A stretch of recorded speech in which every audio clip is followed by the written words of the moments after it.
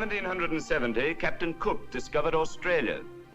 60 years later, the city of Sydney, capital of New South Wales, had grown on the edge of 3 million square miles of unknown land.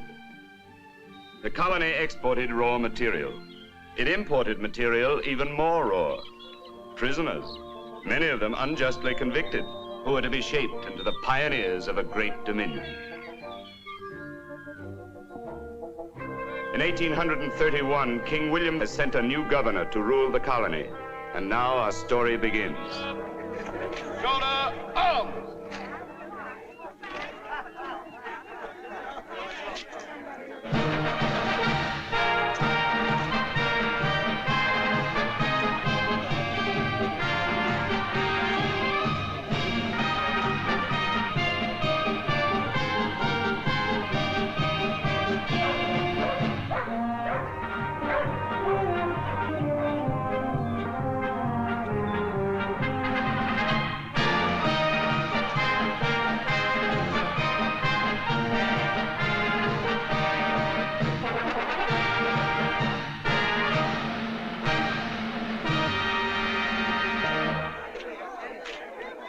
As the accredited representative of His Gracious Majesty, King William, to express to you His Majesty's loyal and beloved subjects, His Majesty's warm interest in the progress and welfare of your community.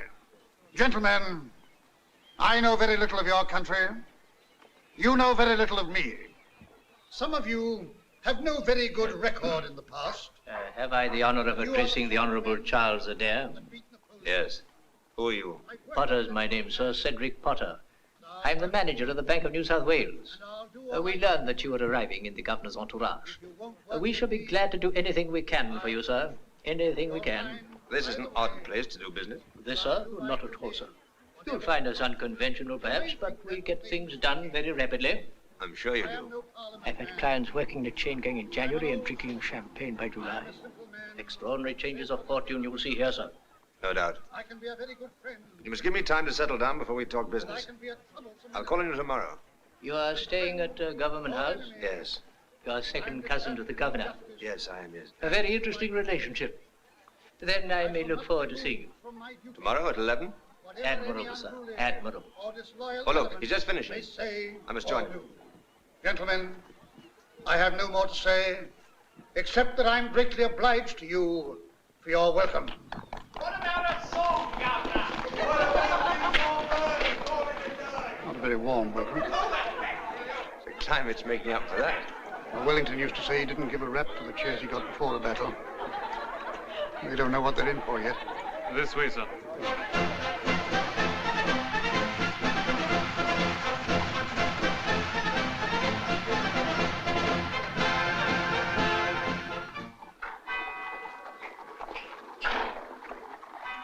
Ah, you have then some business experience. Absolutely none. Oh. I am a youngest son, you see, and the youngest son of an Irish peer into a very bad bargain. I ought to be able to ride and shoot, I suppose, but I'm rather short-sighted and I hate horses. It's unfortunate, isn't it? Very. Come in. Mr. Plusky to see you, Mr. Potter. Oh, ask him if he wouldn't mind waiting a few minutes. Tell him I'm engaged with the governor's cousin. Plusky. Plusky, that's a curious name. It seems to ring a bell somewhere. Musky, Rusky, Dusky. Who is he? One of our most admirable citizens. A large landowner. He has made some most profitable investments. Rather a financial genius in his way. He owns the best stud in the colony, and he works like a galley slave. That is to say, he works very hard. Plusky. Plusky. Where the devil have I heard that name before? Well, so you can't tell me how to get rich. Well, really, only by hard work, Mr. Adair. Well, I shall have to ask somebody else. I must ask your friend, Mr. Plusky. How did he start? Well, sir, it's rather a long story. And to tell you the truth, in this country, we don't talk too much about the past history of our successful men. Oh, an ex-convict. What do you call them? An emancipist, is he? Well, yes, sir, an emancipist. Oh, what did he serve his time for? Bank robbery, or was he just a murderer? Stop, Mr. Adair, stop. We do not discuss such matters in Sydney. A man's past is his own business. Out here, we let bygones be bygones. Oh, can you do that? It's a thing we never learned to do in Ireland. I'm always bumping into bygones. How about, will you introduce me to him? Well, sir, if you wish it, but... Be careful what I say. Mr. Flusky, sir. Mr. Pulaski, sir, will you be good enough to step this way? Mr. Pulaski, let me present you to the Honourable Charles Adair. He's a cousin of His Excellency the Governor. He has come to Sydney to make his fortune. Has he? Pleased to meet you. I hope you told him he can't find fortunes like fleas in a blanket. Yes, I told him that, Mr. Pulaski. I'm not sure I've ever seen a flea. Are they difficult to pick up? Depends on how quick you are. Now I come to think of it, fleas have a great reputation for agility in my part of the country. What country may that be? Ireland. The west of Ireland. Ireland. What did you say your name was? Adair? Hmm. Do you know the west country? I might. So you ought to make money. You're not the only one. How much have you got to start with? Not enough to impress Mr. Potter. Are you one of the Adairs of Killaley? Yes. Lord Killaley is my father. Do you know him?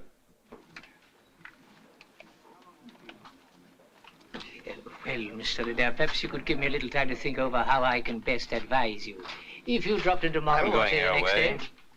If you come with me, I may be able to tell you a thing or two. I shan't be a minute. I've something to get from the cashier. I'll see you another time, Mr. Potter.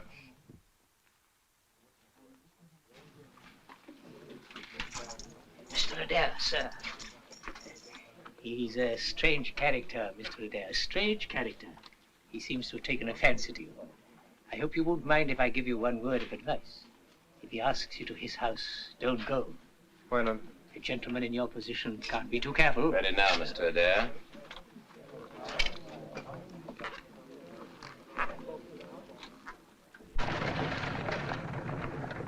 Like me to tell you what he said? I don't quite follow. Old Flusky asked you to his house. Don't go. That's it, isn't it? I don't know. I wasn't paying much attention, I'm afraid. Pay attention to me. Bring the horse. You want to make some money? There's a bit of land for sale, going for £1,000. I want you to buy it.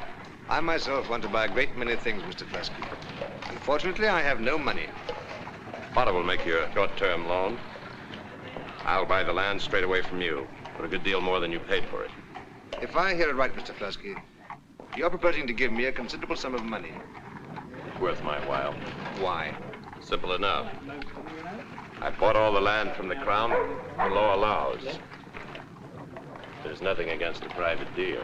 That sounds delightful. Forgive me, I'm still a little puzzled. Why are you offering me this admirable investment? I might have my reasons, and I might not. This is the Crown Lands Office. I have a bit of business in here. Come in if you like and file your application. Save time. Here you are, just on the minute as usual. I've got some grazing for your new sheep. Never mind that now. How about my secretary? I've got one for you, and he can read and write. Says he's a gentleman. How long is he in for? 5 years. Let's have a look at it. Went up.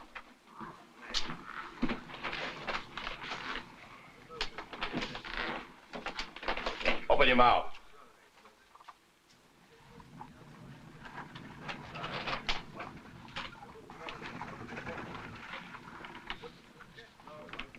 Arms like chicken legs. Can you keep accounts? Oh, yes, sir. Is that what you're in for? I don't quite understand you, sir. Silly in the head, are you? Was it embezzlement? No, sir. In point of fact, You got a girl into trouble. It wasn't quite like that, sir. You see, her father wouldn't let her marry me, and I... You'll get nobody into trouble around my place. What's your name again? Winter, sir. If you take me on, I'll do my best. I promise you that's on my word of honor. Words of honor from young gentlemen aren't very good currency around here. If you don't do your best, you go back to jail. Deal bills. You're in luck, my lad. If you treat Mr. Flusky right, he'll treat you right. But if you don't... You see that? Yes, sir. It's a pink slip. If we put your name on that, you're a convict again. Understand? Send him around to my house. Those laboring men you sent me won't do. One was a horse thief and the other a murderer. Sooner trust a tiger snake than a horse thief, and I won't have murderers in my house. I filled out the pink slips. Send a guard to collect them. Well, if you say so. So you don't like horse thieves? No, I don't. Nor murderers? No. Here's your application.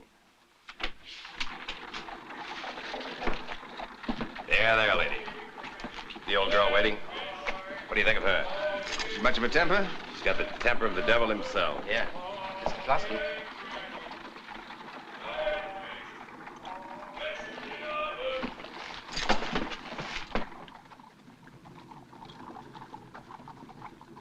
Is that a human head? Shrunken one.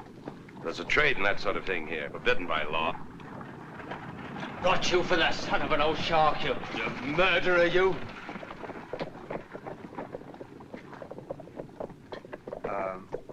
Mr. Flasky.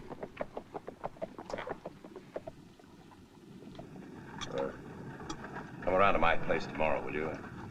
Any driver will tell you where it is. We dine at 6:30. Well, that's very kind of you, but I think perhaps we're being a little hasty. What's that? Well, I don't really think I could dream of troubling you. Why not? Well, you see, I haven't had time to get acquainted. I mean, I should... It's money you need. Here's 100. You can take up the option with that. We'll talk about the main deal tomorrow.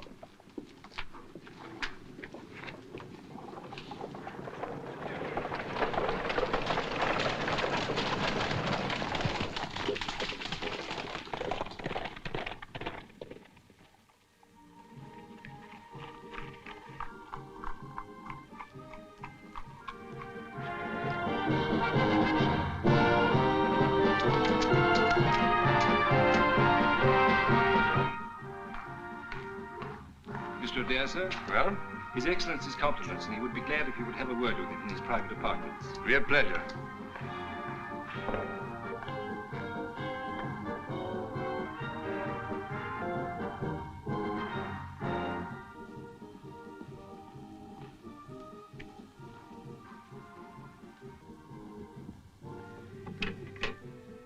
Where's His Excellency? Through there, sir. Who is it? Charles. Oh, come in, my dear fellow. Make yourself comfortable. Help yourself to a drink. Thank you, brother. Now, where was I, Banks? You'll excuse me, Charlie, won't you? Yes, of course. His Excellency accordingly feels bound to draw his worship's attention to... Attention to what? You didn't say so. Oh, yes. Tell him the approach to the docks is the filthiest sight I've ever seen. Tell him I don't like old barrels and cartwheels and cabbage leaves and dead cats. And tell him to move quickly or I'll have the skin off his back. His worship's attention to the fact that the sanitary conditions of the harbour leave much to be desired. Yes, that's the kind of thing. Write it down. His worship... No, but not out loud. I want to talk to Mr. Adair. No, don't go. Had a busy day? Yes, thank you. Quite busy. Been to the bank? Yes. What do they think of your prospects? Not much. Now, look here, Charles. I hope you're going to try hard this time. Now, where is that soap? Oh, no, all right, I've got it. I had a chat with one of the local magnates. Oh, that's good. Get to know the natives. Who was he? A man named Flasky. You know him, Banks? Well, yes, sir. Yes, I know him. Something wrong with him? No, sir. He's a very honest man in his way. He's had a brush or two with Mr. Corrigan, of course. Who's Mr. Corrigan? The Attorney General, sir, you remember? Yes, of course. But everybody has trouble with him. That's nothing against Mr. Flasky. Well, is he received at Government House? Socially, I mean. Oh, no, sir. Emphatically not. Mr. Potter, the manager of the bank, says he's an emancipist. You mean he's a convict? Not now, no. Look here, Charles. Oh. After all, I mean to say, you're my cousin. I hope nobody saw you speaking to him. I'm dining with him tomorrow. What did this Flasky do? Oh, he was very amiable. He talked about Crown land, mainly. You know perfectly well what I mean. What was his crime? I haven't the slightest idea. They tell me it's shocking bad manners to ask questions out here. Thanks. With very deep respect, sir, may I venture to remark that Mr. Adair is quite right. It is the custom here, after a man has served his term as a guest of His Majesty, never to inquire into his antecedents. That is, unless he puts himself once again within the reach of the law. Flasky. Odd name. I've heard it before somewhere. I thought that too. Oh, never mind. In actual fact, I believe he's quite a rich man, Your Excellency. Flasky. Had something to do with some woman or other. Well, he can't be the same man. Throw over those towels, thanks. That's right. Thank you. Now, come with me. I want you to take some notes while I'm dressing. I'll see you at dinner, Charles. Yes, sir. Get out of that dinner tomorrow, Charles. You can't be too careful. It might be awkward for me. It won't do you any good. No good at all. That's an order, Charles.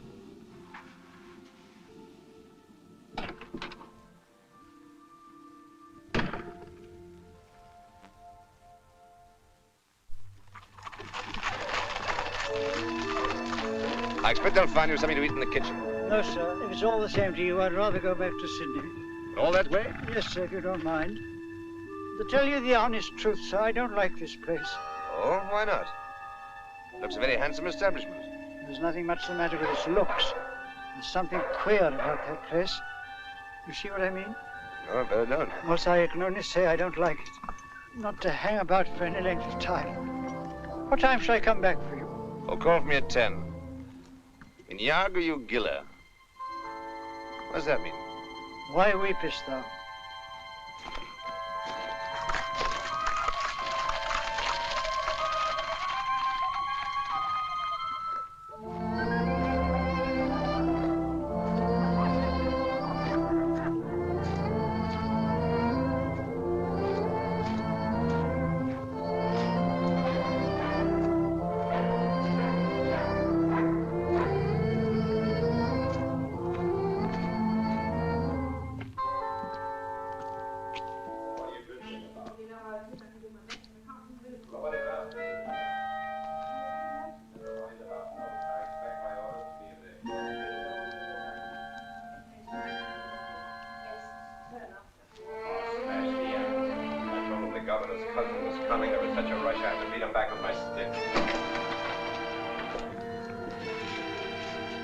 Your business to see that the ladies get a swell dinner. Give them something to talk about. Ladies? Of course there'll be ladies. Haven't I just told you?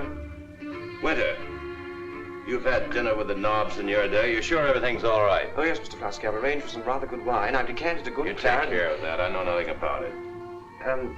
Would you like me to ask Madame whether... You'll ask me, Mr. Winter. Never mind about Madam. I run this house. Settle it between yourselves.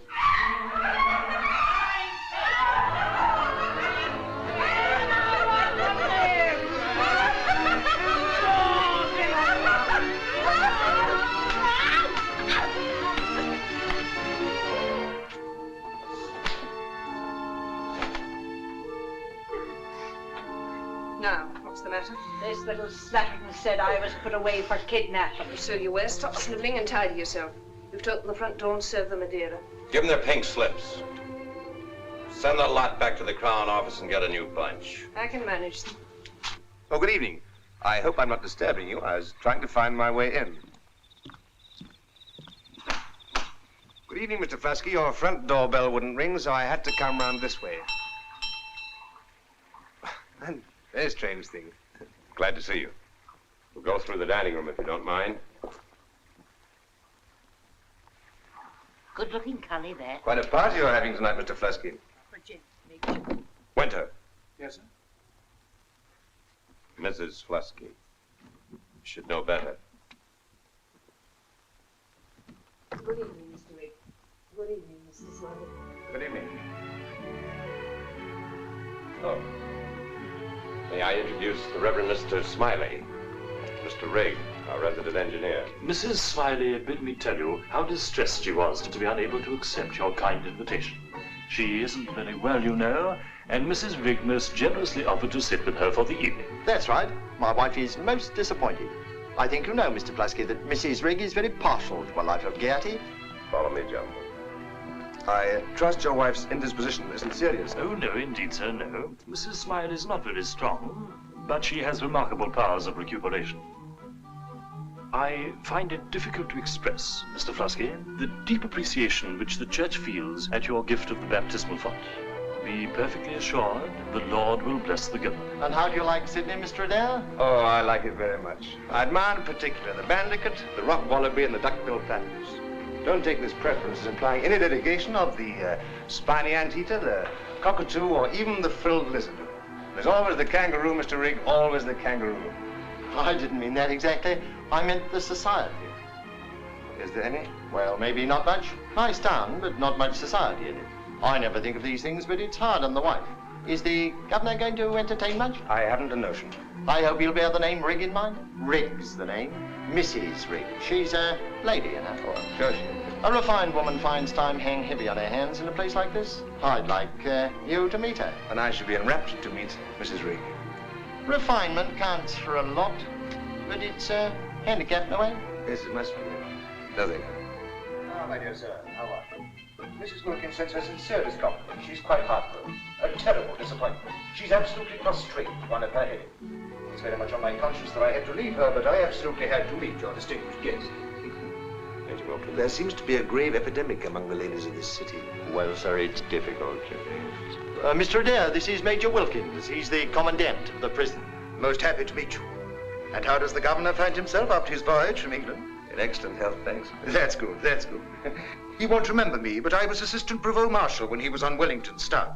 I do hope he's going to inspect the prison soon. It's a disgrace to the colony. I wouldn't keep a pig in my quarters. Are you a connoisseur of pigs? What? Oh, no. I don't want to keep pigs. I leave that to the Irish. Oh, I beg your pardon, sir. You're an Irishman yourself, aren't you? Yes. And so's the governor, isn't he? Yes. A great race, fine body of men, great gentlemen, great soldiers. I do hope you'll drop a word to Sir Richard about the prison. It really is a scandal. Well, my cousin is most interested in scandals. I'm sure you'll find him sympathetic. Lusky, I was terribly distressed. I hardly dare look you in the face. But unfortunately, my wife was detained at the last moment. Mr. Adair, I presume. I am Dr. McAllister. How do you do? I'm late, I'm afraid. Sorry my wife couldn't come. Detained at the last moment. I understand perfectly. Mr. Corrigan, the Attorney General, Mr. Adair. Honor. How do you do?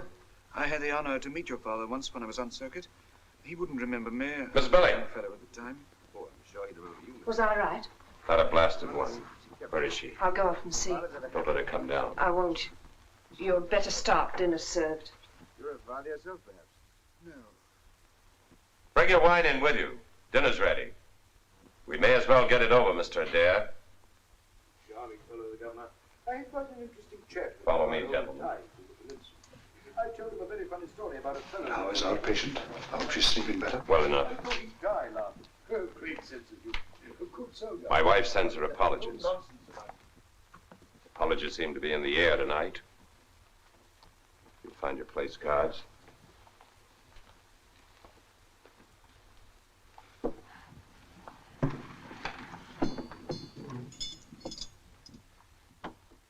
Well, we all needn't sit here like a row of milestones.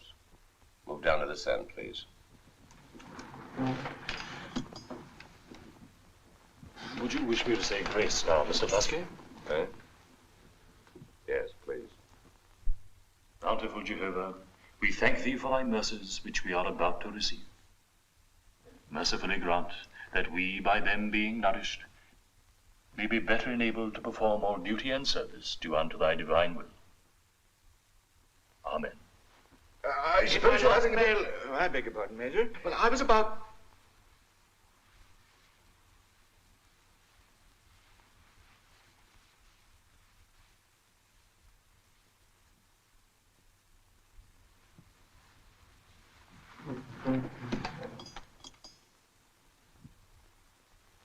Please be seated, gentlemen. I hope I'm not too late to take a glass of wine with you. My wife, gentlemen. Lady Henrietta Flusky. Sit down.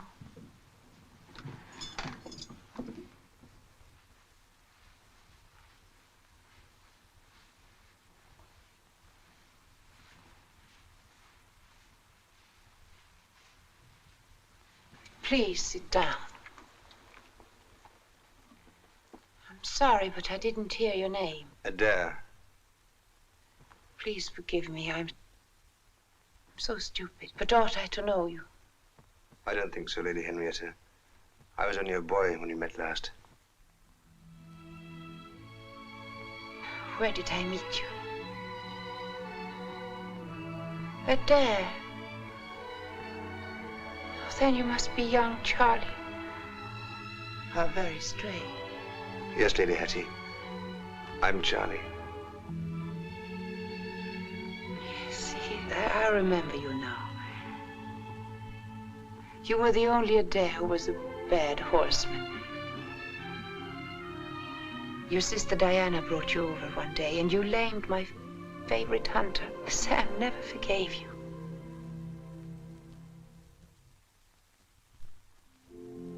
I pour you some wine? No. No, thank you. I married Sam Flusky, but that must have been a long time after.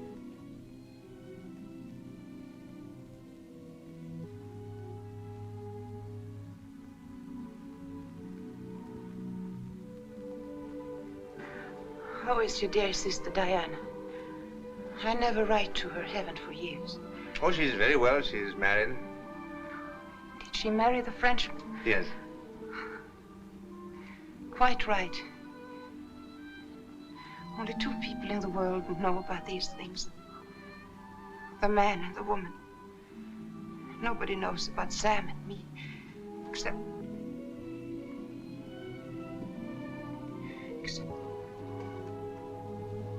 I'm afraid I'm not very well. Will you give me your arm, Charlie?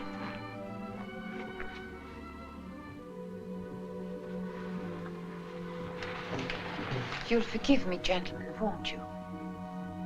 It has been delightful to see you. Sam, don't move. Stay with your guests. I shall be all right. Sam, I insist Mr. Adair and I are very old friends. Very old friends.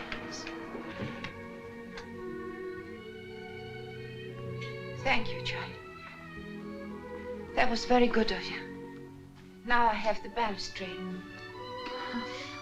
Good old balustrade.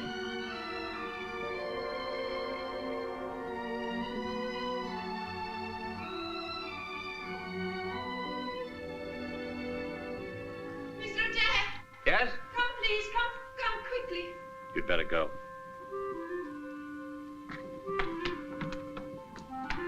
Have you got your pistol? Yes. Bring it up here, please, quickly. In there, on the end of my bed. Where did you say it was? There, on my bed. You can see it quite plainly. It won't move.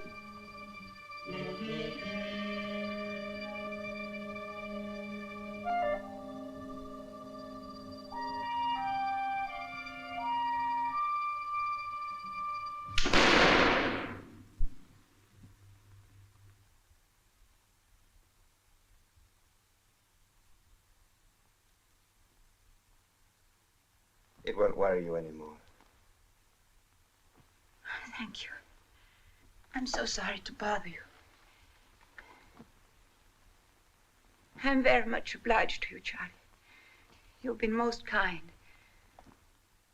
Good night.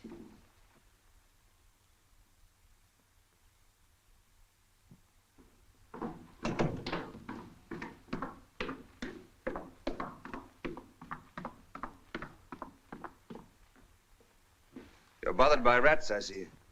Yes, pink rats. Every man to his taste. The color is immaterial. There are rats in New South Wales.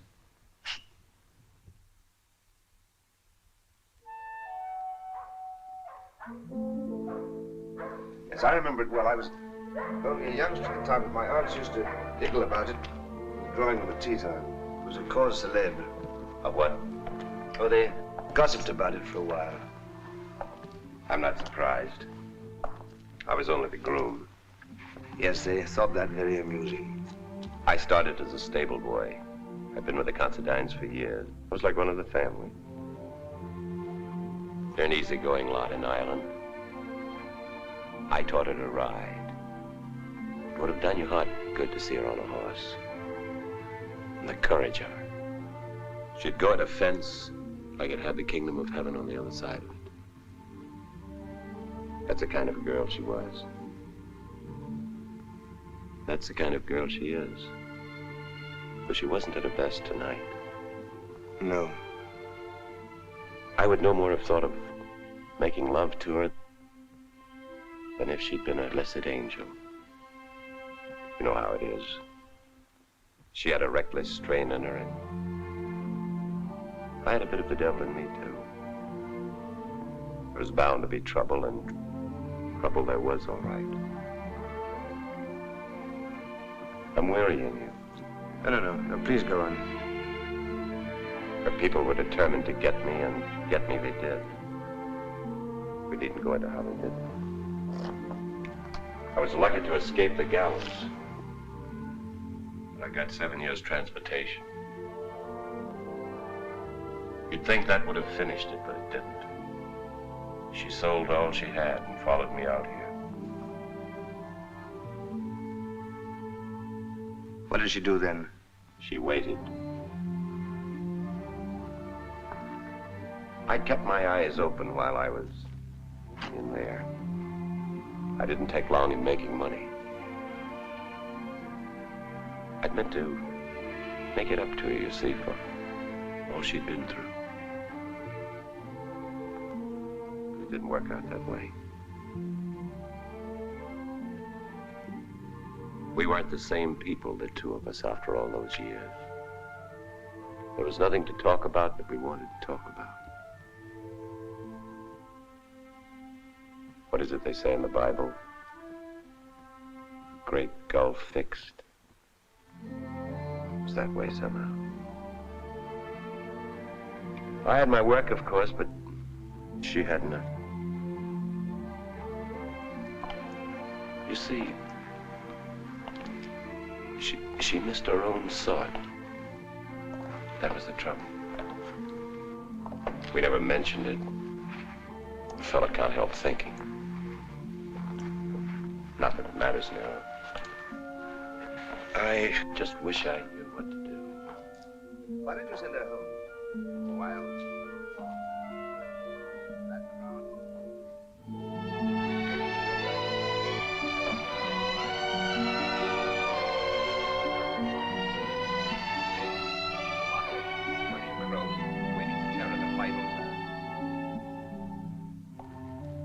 You know why I asked you here tonight?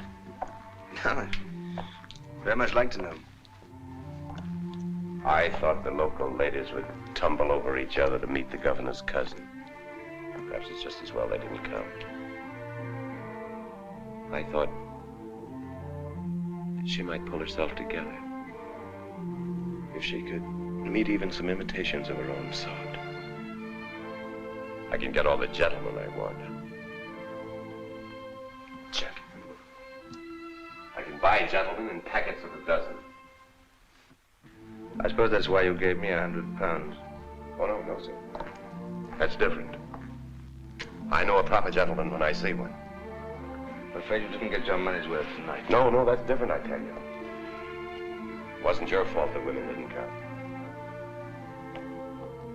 You treated Hattie right. I appreciate that. No, sir, the deal still stands. I'm not altogether certain about that deal. Are you sure it's quite legal? Of course it is. There's nothing to prevent you selling your own land once it's yours. It's in the letter of the law. How about the spirit? It's got nothing to do with me. Let Millie go.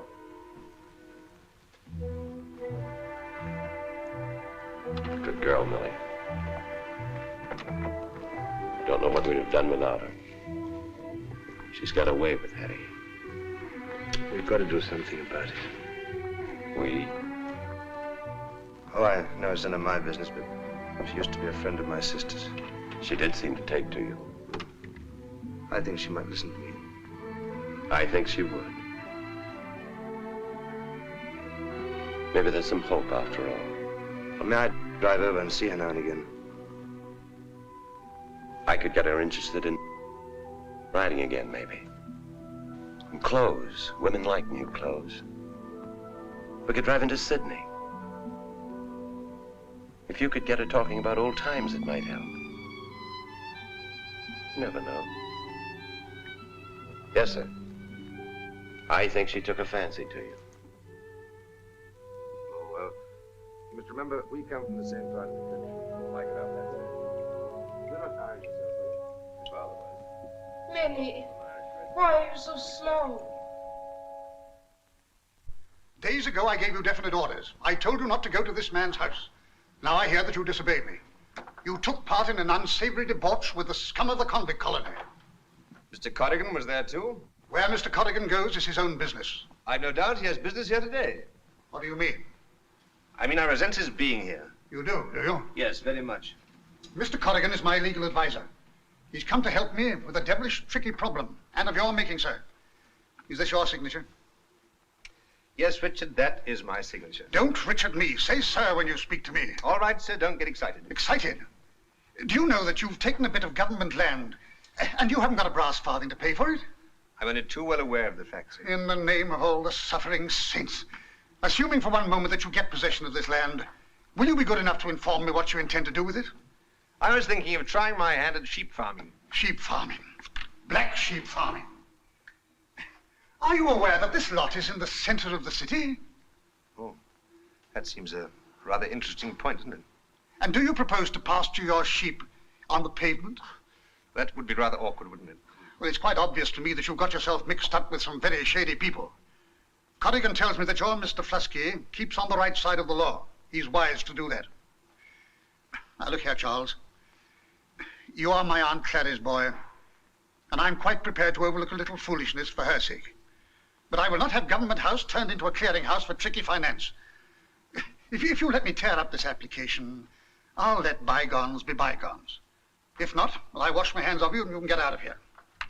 If I weren't your Aunt Clary's boy, you'd have to authorize the sale of this land.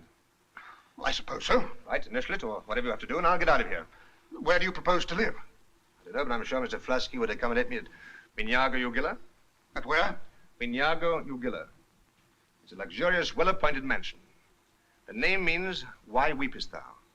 Or why make such a devil of a fuss about nothing? Yes, that's Flusky's house, sir. Yes, I know. Now, Mr. Corrigan has given me some information about your Mr. Flusky. He's the blackguard who eloped with Hattie Considine. He was their stable boy or something, and there's worse to come. It was hushed up at the time, but he murdered her brother Dermot in cold blood. If he'd had justice, he'd have been hanged like a dog. As it was, the jury brought in culpable homicide, and he was transported for 7 years. Well, there's your friend. And he's still got the reputation of being a violent brute. That's right, Corrigan? That's right, Your Excellency. Charles, you don't know this place. You must think and think again. You must think of my position. There's nothing the matter with your position. And I've done all the thinking I'm going to do.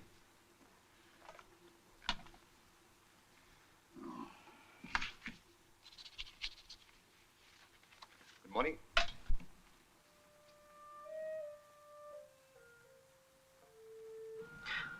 Charles, it's good to have you here. Get a breath of the old country. I'm grateful to you for that, for many other things. Oh, I'm grateful, too. It's pleasant to be gathering shamrocks at the other end of the world. I said many other things. You were very good to me on the night of that dreadful dinner party. Oh, nonsense. I remember very little of it. I wasn't well. I know. You're extremely drunk.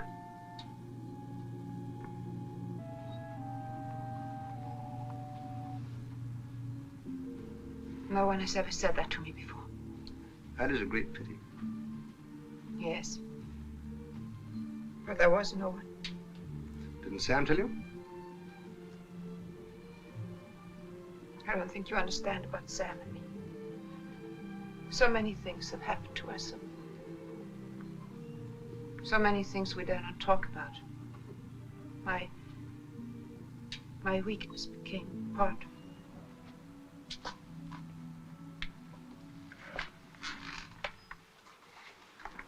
You need help, don't you? It's all too late. Those 7 years. I once thought that after all the suffering we could be happy. It wasn't so. When Sam came out, we lost each other. I'm no good now, Charles, no good at all. You mustn't talk like this. I'd hoped so high. With everything burned out of me, I lived on my will, and my will is exhausted. Oh, you mustn't even think like that. Did I make a terrible exhibition of myself at the party? When was it? I don't even remember dressing. It's like one of those silly dreams. Was I dressed? Yeah, more or less. That's the first time I've seen you smile. You're very kind. No, it's you who are kind. You took me in like a stray dog, and I must earn my board and lodging. I'm determined to do that. We Irish must make a better impression on the colony. We? Well, you are. I don't matter. You have an extraordinary effect upon me, Lady Hattie. I spent most of my life warding off boredom. Look at me now. I'm boiling with enthusiasm. We must do a great many things. We'll sail in the bay, and you must ride. Sam says you're a superb horsewoman. I believe him. You must look lovely on a horse. It is no use, I tell you. I can't. And you must learn to run your own house. Let me see, what do ladies do? You must order the dinner. Oh, Millie does all that. And you should be punctual and beautifully dressed. You'll spend your mornings looking to the linen or whatever it is one gets to in the mornings. Millie looks after her. I told you I'm finished. I tried before, for Sam's sake, but that's no use. Oh, look at me. Don't you think I can see myself through and through? Can you? Of course I can. Do you ever look into a mirror? I have no mirror eyes. I put them away years ago.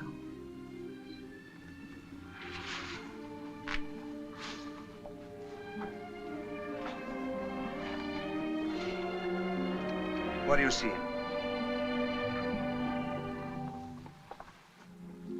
You saw what I see. You saw a very beautiful woman.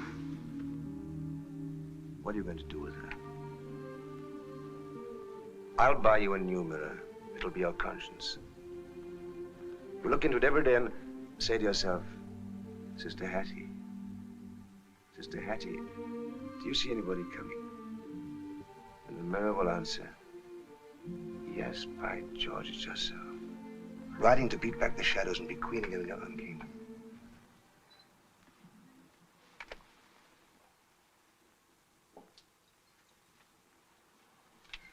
I felt as though somebody walked over my grave. Oh, it's only Millie. I don't think she likes me very much. She's a wonderful woman. She's devoted to Sam. She's very kind to me. Faith, and she's an ordinary, decent-looking woman, but she gave me a look that would scare the gashes off the devil himself. What's funny? Oh, I don't know. Something made us laugh.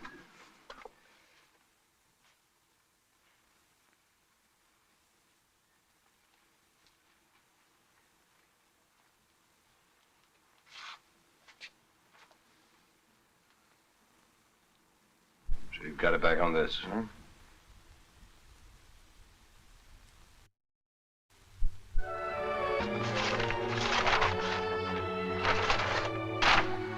Who is that?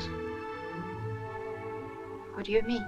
Is that the reflection of Lady Henrietta Considine, or is it not? It looks like her. I'm proud of you, my dear. Sure. Why not? It was a respectful tribute to your reincarnation. It wasn't very respectful. Well, it was intended to be. Why should you respect me? Because you're a great lady again. You promised to be mistress in your own house.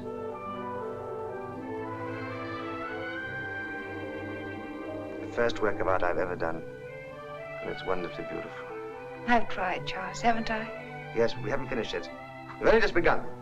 And let me see what's next. Where are the keys? Millie has them. Millie? What does Millie think she is? The keys belong to the mistress of the house. You must wear them. They'll clink as you walk and give you confidence. Let me see. What's the first battle? I know. The kitchen. Millie would be furious if I went down in the kitchen. Well, make her furious. You must give the orders. You must give all the orders. Remember that. I have an idea. Let's put it to a tune. Who gives the orders in Flask's house? Flask's house. Flask's house. Oh, Charles, what would I do without you? Well, you must do without me now. Now, off you go to the kitchen.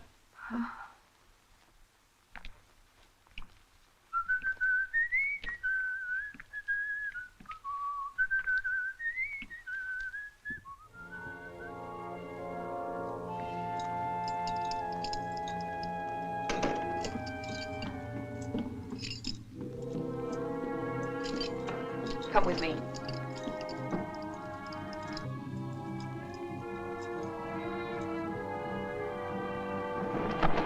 You're a gentleman, aren't you? Yes, I suppose so. A gentleman can keep his mouth shut. That's why I didn't have one of the women.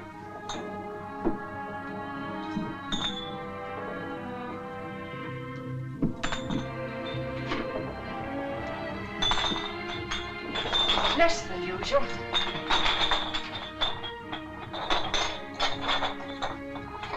She's got something new to interest her now.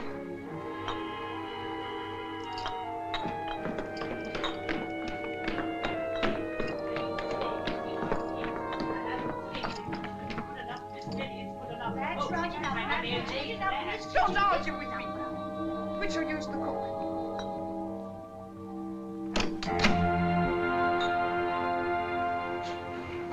What is the matter with these people? They began cackling like parakeets and then they suddenly fell silent. They're an ignorant lot. I'll take care of them. No. No, after this I want you to consult me about everything. Everything. I have left too much on your shoulders. I shall come here every morning. No. No, I want you to come to my room every morning to get your instructions for the day. Now, I would like to see the linen cupboard. You have the key? So that's the way of it, is it? Yes. Will you kindly give me your keys?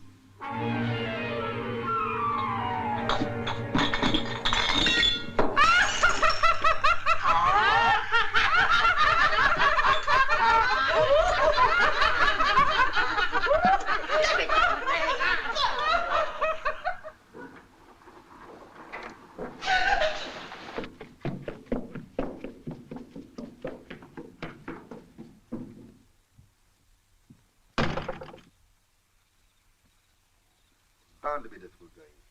But we must go on. No good, I tell you, no good. You'd better give up. She's done for. Oh, don't talk like that, sir. Can't you see how hard she's been trying? You've seen more of her than I have. Oh, good heavens, Flusky. And you want me to see her? Talk to her? Don't make too much of this. She's coming back, I tell you. Doesn't look like it tonight. She's bolted the door before and stayed there weeks on end. But Sam, tonight's different. She's on her way to find herself, and we've got to do something. Tell you it's no good. I don't say things for fun. Look, Sam, I'm not quite clear what went wrong in the kitchen today, but I think Miss Miller's to blame. You don't know what Miss Miller has to put up with. I'll thank you to keep your mouth shut about that.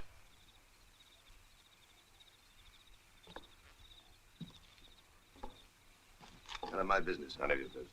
But it's still my business to help Hattie, and I'm going to do it. Do what you like.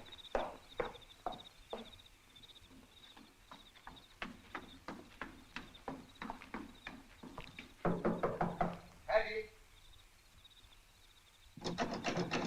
Hattie!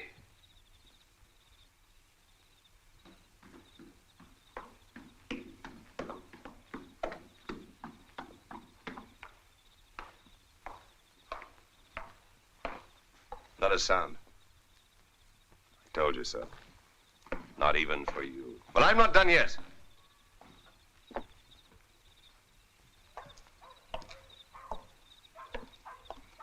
Hattie, I'm coming up for you.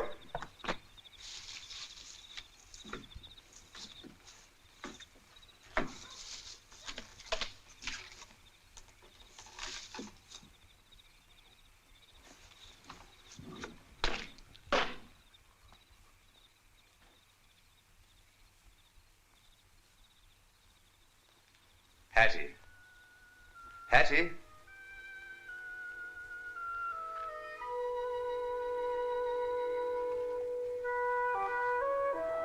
Hattie. I don't want to see you. I don't want to see you ever again. I couldn't do what you told me. Go back home and tell them I died. They're talking now. Go back to Ireland. I'll leave Hattie Flusky in this beautiful place. This beautiful room. I don't think much of it. Come on now. I must get up. Oh, what should I be getting up for now? I mean no good to any living soul. Well, I'm on my head and my heels. Well, that's better, isn't it? No, it's not better. Yes, it is. Ever so much better. You're standing on your feet. You must always stand on your feet. You must never give way. Oh, I am no credit to you, darling. Yes, you are. At least you will be. I've never been serious about anything in my life before, but I'm serious now. You must have courage. I had courage long ago, but I lost it.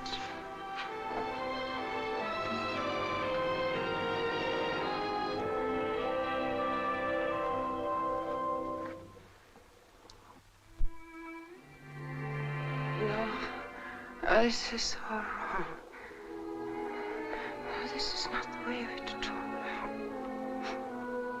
I'll do my best, but this is not the way of it. My best isn't much good. Yes, it is. You know what happened in the kitchen? Oh. I couldn't take control. Mary was right. I'll be the ruination of this house within a week.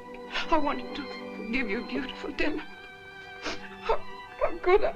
I can't do anything anymore. I can't remember anything.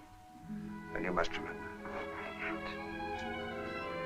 Can you remember the west wind coming out for you that day? Can you fill your eyes with the greens and purples of the place you were born? The gorse is still there on the hillside. Can you feel the turf pounding under your horse's hooves? And go to sleep and dream about it. Now, ring the bell for Billy to put you to bed.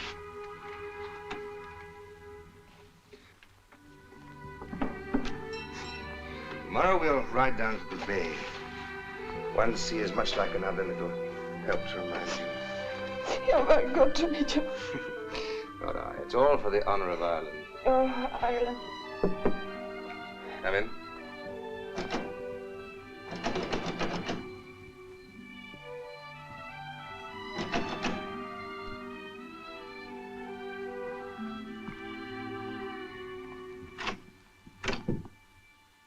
There you are.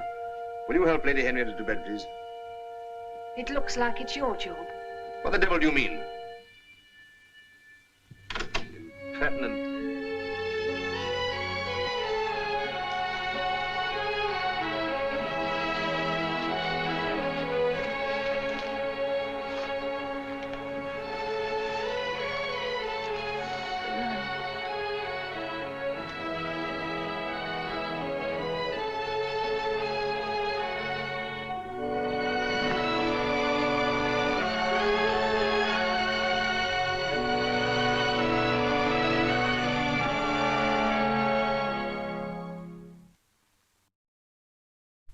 I can't help it, Mr. Flusky. I've got to say what's on my mind. Mr. Flusky, your lady's a big enough handful without interference in my work.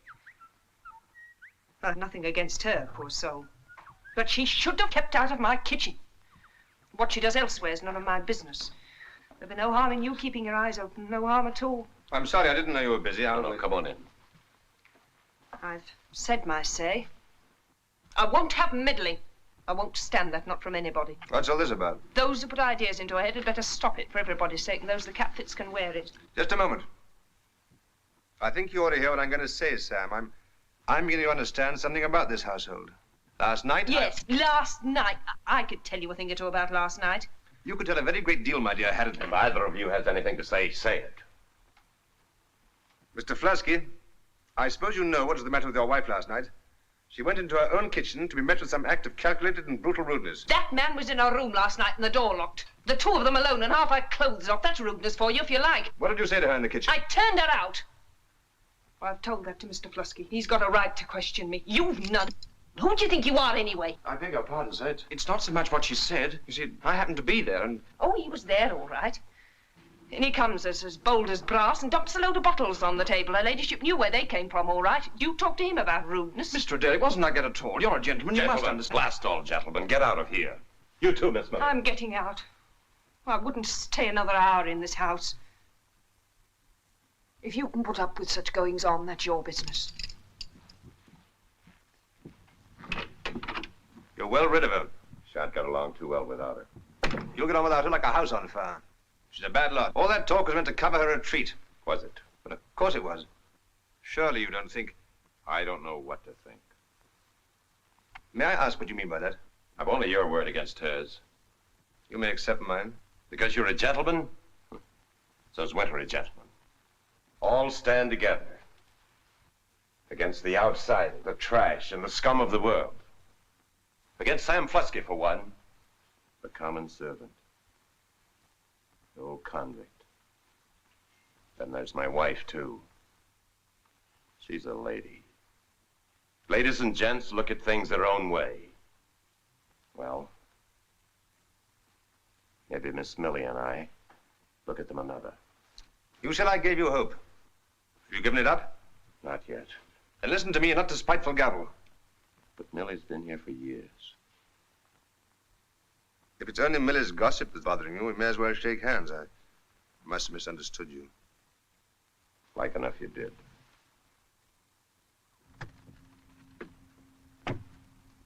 Goodbye, Mr. Flusky. And I'll pray. I'll pray to the Lord that your eyes may be opened. Bye.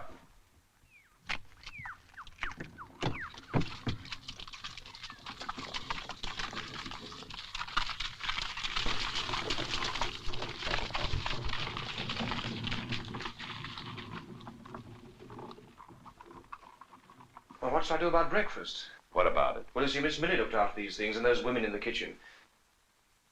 Would you like to ask Lady Henrietta? She never gets up before midday. Anyhow, what would she do with that crazy crowd? See to it yourself. Very well, sir. Do what I can. Sam, where's Millie gone? She's left us. Why? How do I know? Oh, but she can't. She mustn't. But you must bring her back. You know her. She's made up her mind. Oh, but Sam, this is dreadful. There must be some reason. Good morning, how are you? I'm very well, thank you. I've got my mail from Government House, and there isn't a writ or a tradesman's bill. It's a wonderful morning. What's the matter? Millie's gone. I just said it was a wonderful morning. I'll go further. It's a perfect morning. But I can't do without her. Mr. Adair says you can. Indeed, you must. I'm very much afraid, sir, you'll have to speak to them yourself. Who gives the orders in Flusky's house? Have a lot of them back to Sydney tonight. Sam, I'll go. Oh, Lady Henrietta, should you? Quiet, you. So I says to him, it's me kind heart that's put me down, Paul, and that's the truth, it is. The woman follows her heart, she follows the road to ruin. Where does she keep it, I'd like to know? Is it gin you're looking for? Oh, she don't keep it. That high-born hussy upstairs, she keeps lushing it down as fast as it comes in the house. And I don't blame her.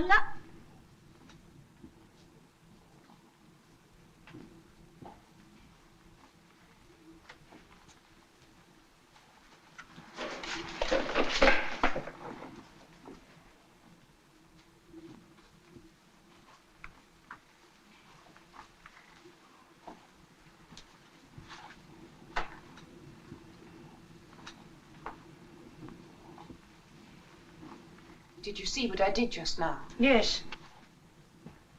Do you know what it means?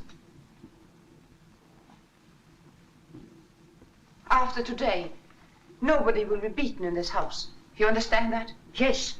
Say yes, my lady. Yes, my lady.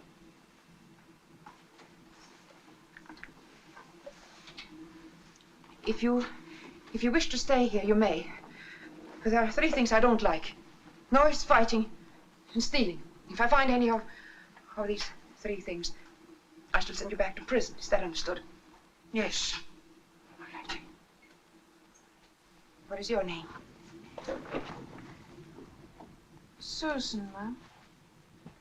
But I answers to Crumpet. Why do they call you Crumpet?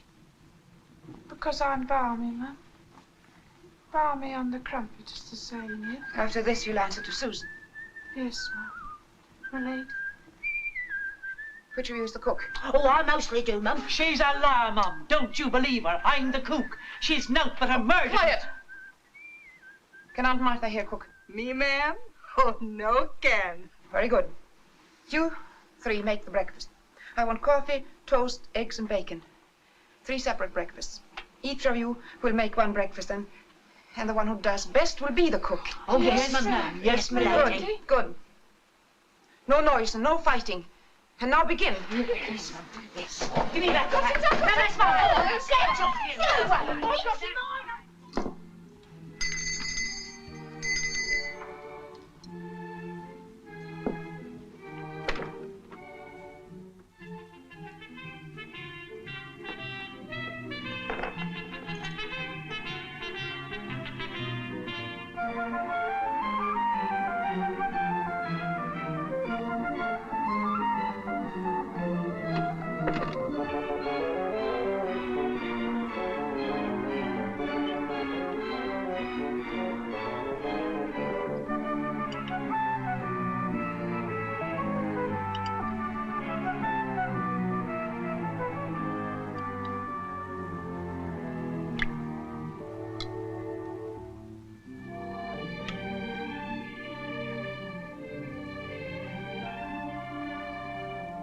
Charles, shall I? Oh, by the way, I have a bit of news for you.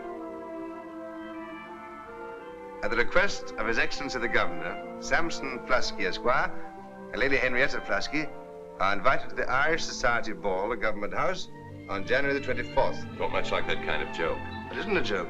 I picked up my mail at Government House. I don't understand. Sam and I are not on the invitation list at Government House. Must never invite an ex-convict to Government House. My worthy cousin has a way of doing as he likes. It runs in the family. You've got to go. Charles, you heard what my husband said just now. I agree with him. Wish Hattie could go. Show them. We could dance that new dance in France. Do you know the waltz, Lady Henrietta? So seductive, yet so truly respectable. Oh, don't be so stupid. They danced it in Ireland before I left. And you know how to waltz? I used to. That settles it. No. What did I hear you say? No? No woman of fashion ever says no. And what did the governor say with his invitation flung back in his face? You've got to show Mrs. Wigg, Mrs. Tigg, Mrs. Rigg, and Mrs. Figg how a real lady behaves. You owe it to the poor wretches. I've got nothing to wear. Oh, we'll get you something, won't we, Sam? We'll get you something, all right. If it's all settled. No, don't talk about it anymore. My good woman, can't you see you're coming back? You're coming back to the sound of trumpets and violins. Don't be a coward, Hattie. Very well. You'll come, Sam? No, I'd spoil it. I'm no dancing master. It makes me sweat. Mr. Adair will take you. Sam. Won't be a woman there to match you, not by 1,000 miles. By gum, I'll be proud of you. Be the finish of all that. Here. Take these. You keep them for me, Sam. I'll come to you when I need them. No, I want you to have them. Here. Put them on your waist. Just as Millie did. You can't lose them that way. Nobody can take them from you. I'll get you a wonderful dress. I'll ride into Sydney today. Better take me with you. Or better still leave it to Hattie and me. Maybe you're right. I'd be better at ordering a set of harness. Let the cobbler stick to his last. Oh, Hattie, I've just finished writing to my sister. Would you care to add a few words? No, you write something for me. All right. You dictate and I'll write. How do you want me to start? As I said in my last letter 15 years ago. No.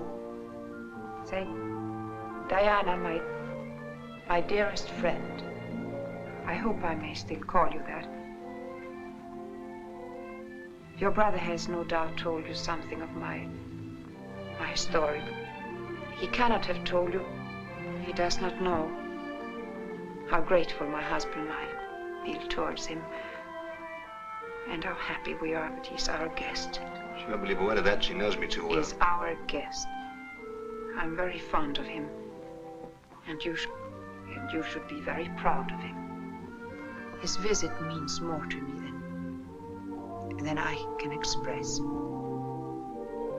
Someday, you must come to New South Wales, and I shall tell you the whole story.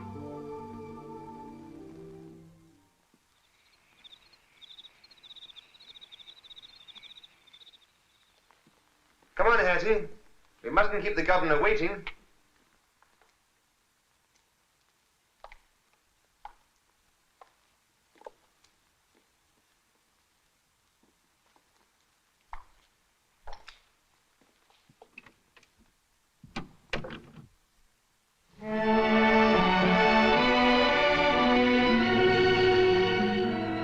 How do I look, Sam? All right. All right. The lakes of Killarney are all right. Sunrise over the pyramids is all right. The Taj Mahal is all right. Oh, come, Sam. You must do better than that. I was wondering if a bit of jewelry would help. Do you think so, Sam? Just an idea. A collar of rubies, maybe? Rubies with that dress? Do you want your wife to look like a Christmas tree? I think he's right, Sam. Rubies wouldn't go with this dress. Besides, I haven't any rubies. Oh. It's only a notion I had. No, you look perfect as you are. Come on, we'll be late. Goodbye, Sam. Hurry, hurry.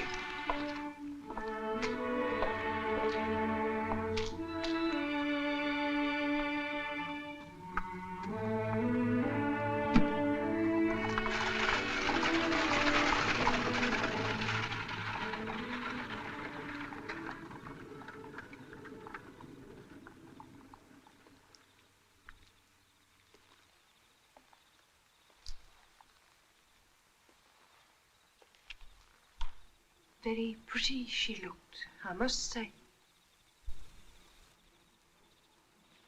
They made a handsome couple. I suppose it's in the blood. I've come back from her box. I start tomorrow at Mr. Corrigan's. The Attorney General only arranged it today. That's why I'm here so late. Can I stay the night in my old room?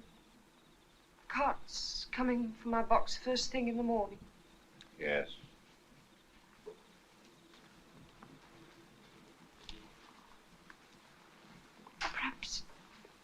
Perhaps I could bring you something hot the way I used to do. The house has a chilly feel tonight, hasn't it? I mustn't have you catching cold, Mr. Flusky. You don't take enough care of yourself, that you don't. Though I'm sure her ladyship does her best, but perhaps her mind's a bit occupied these days. It's a good thing, poor soul. She looked lovely tonight. Like as if something new had come into her life.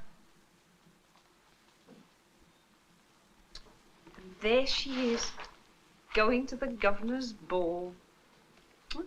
Wonders will never cease. The whole town talking about her ball dress and how beautiful it was. Mr. Adair, he ordered it himself, they say, and him never out of the dressmaker's shop. And they were saying Mr. Adair should be a lady's maid, and it's funny, a manly young fellow like that taking so much trouble with a woman's frills.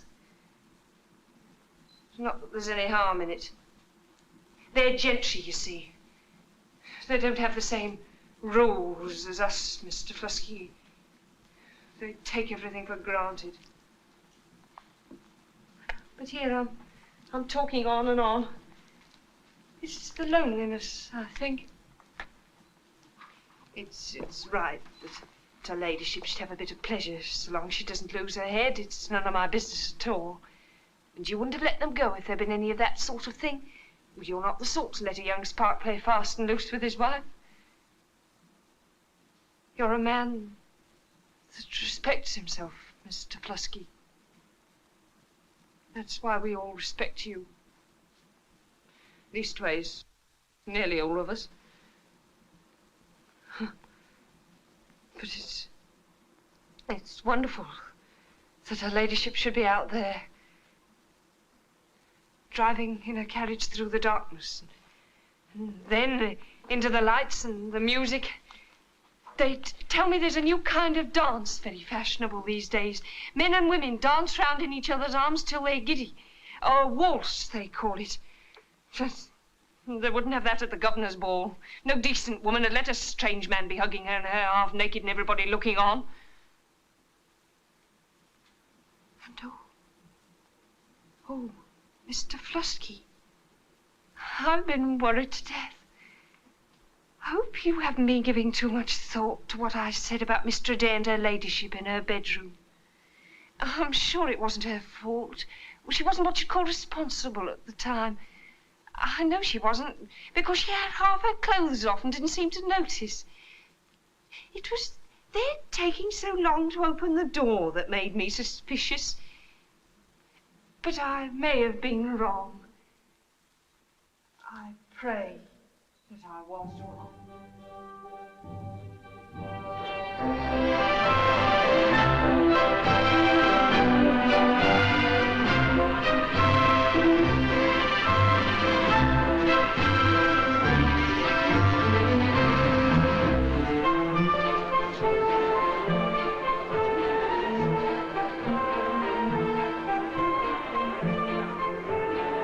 I'm extremely sorry, sir, but you're not on the list. You must be an extremely incompetent fellow. I shall most certainly report you to the governor. I'm very sorry, sir.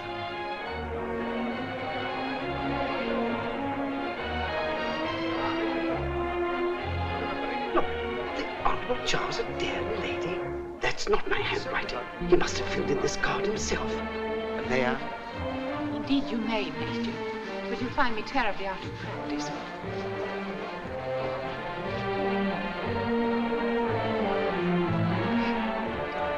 Seen her before. She looks every inch a lady. And she came with the governor's suite. Bill says she's Flusky's wife. Who did you say? Flusky's wife. But she can't be. What should she be doing here? Who is that exquisite creature? Who do you mean, sir? You know quite well who I mean. You can't keep your eyes off her yourself. No, her, sir? I don't know, sir. I'll find out, sir.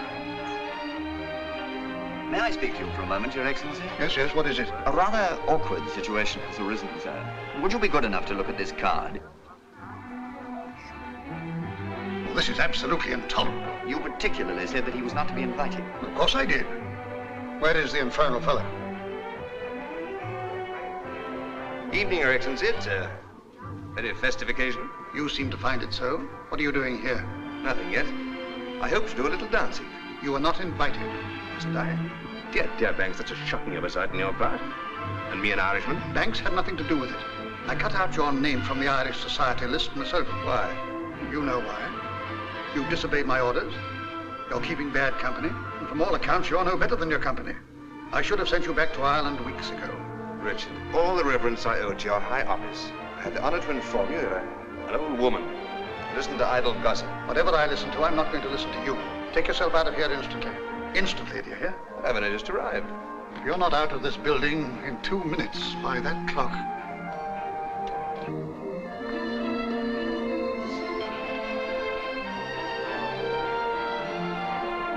Your Excellency, may I present the Lady Henrietta Plasky?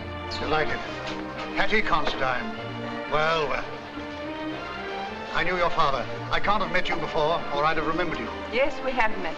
But handsome captains in His Majesty's Guard pay little attention to small girls in pinafores. It's hard to believe that you were ever that. How humiliating. I remember you perfectly. You took much more interest in our horses than you did in me. You ride much nowadays? No, I'm afraid my riding days are over. Nothing of the sort. We must have a canter together one of these days. Will you do the honor of having supper with me? I should be delighted, but Mr. Adair... Lady Henrietta, I'm broken-hearted. I've just received some extremely urgent instructions, and I have no alternative but to obey them at once. I must take you home. Oh, I have my instructions from His Excellency in person. I fear we must go. Now, look here, Charles. No, sir. You've indicated that a matter, even a minute, is of vital importance. Well, it's not so important. It's most important to me. The 2 minutes have already gone. I owe it to myself to obey you. Well, I can, well, someone else will. Excuse me, sir. There's nobody else in my peculiar position. Lady Henrietta, I must respectfully urge you to bid His Excellency good night. What am I to do? You must do as I ask and take supper with me. Mr. Adair, if you had served in the army, you would know that when you receive conflicting orders, you must obey the most recent. I order you to remain. Lady Henrietta, may I have the privilege? Charles is my Aunt Clarice boy, you know. Extraordinary how slow it is for me. The army would have made a big difference to me.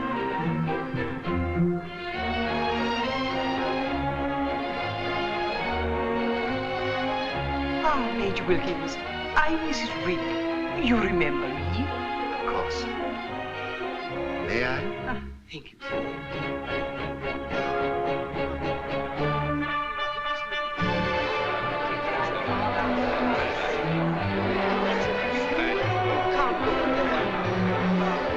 Why, Sam, you changed your mind. It's all right. If you You're a friend of mine. Sam, it's worked. You'll be proud of her. Hattie's a tremendous success. She's just gone into supper with the governor. Come and have a drink with me. I'll tell you all about it. Where is she? I told you, in the supper room with the governor. I wouldn't go in there, Sam. I tell you, she's had a triumph. You mustn't spoil it. Spoil it? I see. I'm not good enough to stand beside my wife when she's with the quality. Don't be ridiculous, Sam. You aren't even dressed for a ball. It'd make her awkward. Sam, do be sensible. Take your hands off. I don't want anything more from you. I believe by the time I was 12, I had broken every bone in my body. Marvelous. I can't imagine why you don't ride now. Perhaps your husband doesn't care for horses. Oh, he loves horses. He's lived with them all... Sam. Oh, what a shock you gave me. Why... Sir Richard, may I present my husband? Oh, we were talking about horses. I was telling His Excellency... That I was brought up in a stable. I heard you. Sir Richard bought Rogue's Pride after Father's death when the stable was broken up. You remember Rogue's Pride, don't you? Yes. Well, Sir Richard, I lamed him, and Father thought he would have to be shot, but Sam put him right, didn't you, Sam? I did more than that for him. I brushed him, fed him, stabled him, and cleaned out his stall. Besides, I was only a groom, you see. She married beneath her. No doubt. I suppose I shouldn't be here among all you swells. In aid of charity, isn't it? Well, my money's as good as the next man's. The compliments of Mr. Sampson Flusky, Esquire. It'll pay for my wife's supper. I don't suppose the young spark, your cousin, paid his shot. It'll do for him as well. He hasn't got a penny that I didn't give him. That's his mark, all right, not a penny. I don't pretend to know what you think you're about, my man. But I assure you I have a pretty good memory for incidents of this sort. They tell me you're an emancipant. I needn't remind you that emancipation...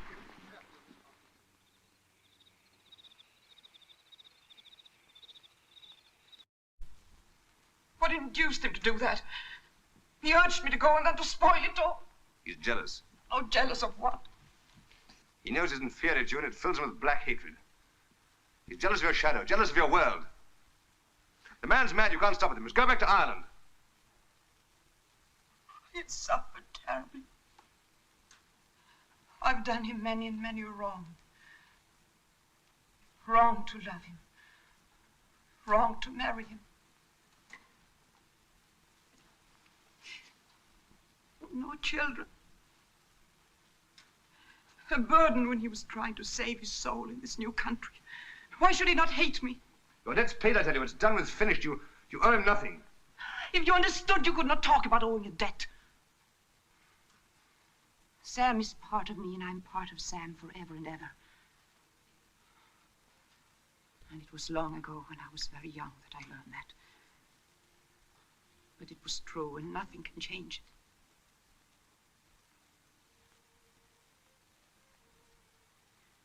We used to ride for miles and miles, and hours together. Sam 5 paces behind, silent and respectful like a good groom. And I shivering with delight because I knew of the love he had for me. My father never bothered how long we were away. He knew Sam was reliable, and that I would come to no harm. We would sit on the heather, overlooking Galway Bay and the ocean beyond. Still, deep and silent, as his love for me. I knew about love, you see, for they had talked of it to me in their soft, sweet, wheedling Irish voices. Oh, we never did speak. Till once, when we were in Dublin for the horse show. Yes, Sam was holding my horse in his outside a shop in Grafton Street. As he held the stirrup for me to mount, he suddenly said in his gruff voice, "This is killing me." And I said, "Oh, dear Sam, then I'll save you." That night, I took all the jewels I had brought for the Viceroy's ball, and we rode all the night through the cloudy smur of rain to Drogheda, and found a man with a fishing boat who took us across the channel to Scotland. There we found a horse dealer who sold us 2 beasts, who took us the long, rough ride to Gretna Green. And the blacksmith made us man and wife. And oh, but I was weary.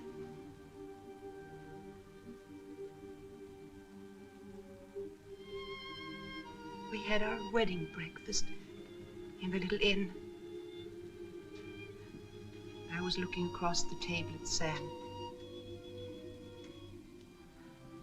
He was tired, too. But he was a tidy man who always liked to be busy, and he was cleaning and reloading the big horse pistol we'd brought with us, laughing, singing a funny little tune to himself. Then my brother Dermot came in. He was a hard rider, was Dermot. That was the only good thing about him. He had a pistol in his hand, And there was murder in his eyes, and he said to me, "Are you married then?" And I said, "Yes." And he said, "Then, by heaven, you shan't enjoy it." And he leveled his pistol at me. But Sam jumped across, covering me with his body. And I reached across for the horse pistol and shot Dermot dead. Under Sam's. Under Sam's. Oh.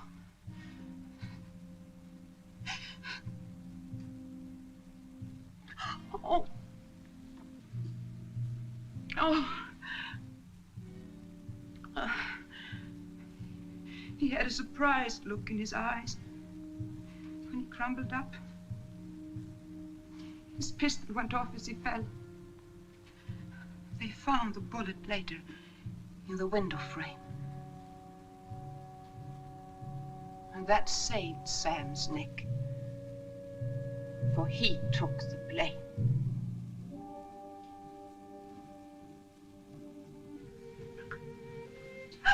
Oh!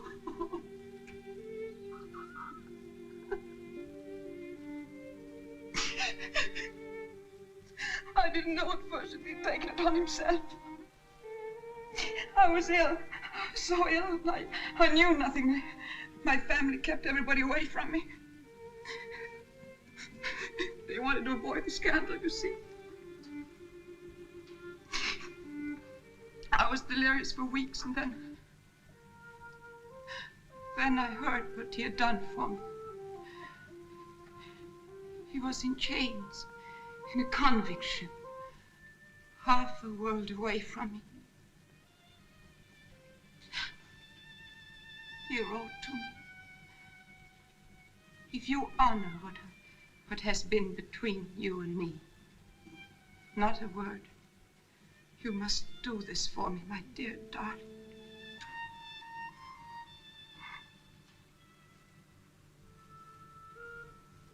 But I couldn't speak after that. You understand that, don't you? I had to obey him.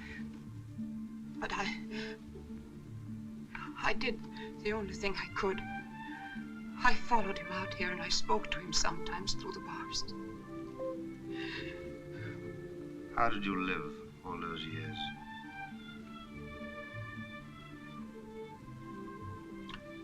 What does that matter now?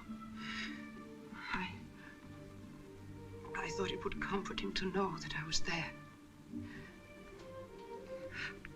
Charles, I had hoped to have a home for him when he came out, to make up for all that he had suffered. I thought we could start life afresh in this new country. But so many hideous things became part of me. That horrible little hut down by the docks. And the sweating walls and the wood puddles and the smells. And the drunken, screaming women. And the children raking the gutters for food. All that hot misery. It became me. Sam tried to make up for it when his time was finished, but it was no good, Charles, no good at all. Because it is part of me. Even now, I sometimes long to go down, down, down, to where I can go no further, down, where nothing can hurt me anymore. No man alive is worth that sacrifice. Do you think he understands what you've done? Oh, my darling, you still have some life to live. Come away from all this. When Sam blundered in that room this evening, he canceled everything you owed him. No, Charles, no. Oh, you don't know. You couldn't do this sort of thing at Government House, Sam. Get more privacy here. Get out. But Sam, you're making a dreadful mistake. You hear what I said? Yes, you great loud, I heard. You better hear what I've been saying to her.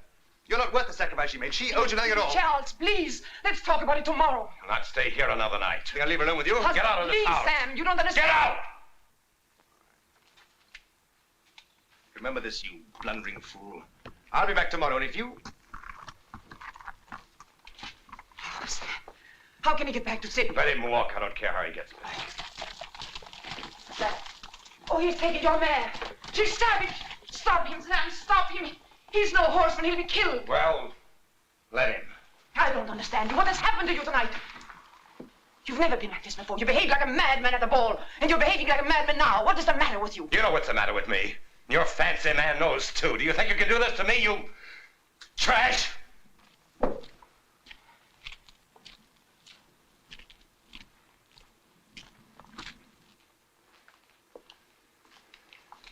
Better see to your mare. She came out of the gate. I couldn't get close to her. She's thrashing about her.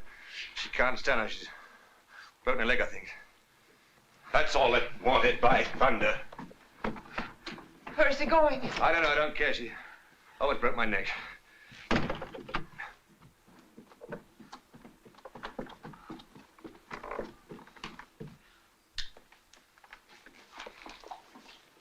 He's going to shoot her.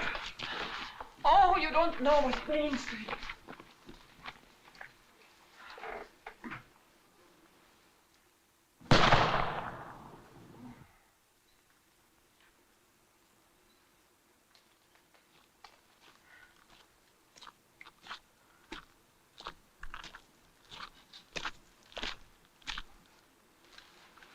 You gentlemen. You bloody murdering gent!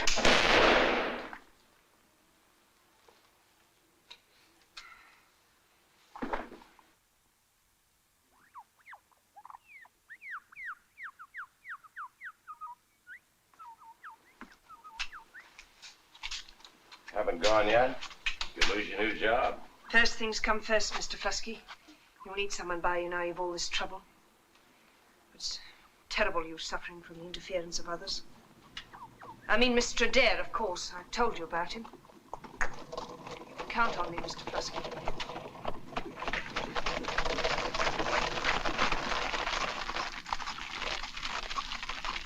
Where is she? Lady Henrietta hasn't seen Mr. Adair yet. She says she'll wait until she does. Is Miss Millie going to stay after all?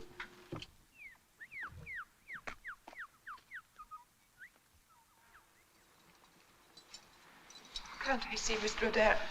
I have waited for hours. We've had strict orders not to admit you, Lady Henrietta. I knew something like this would happen. I knew it.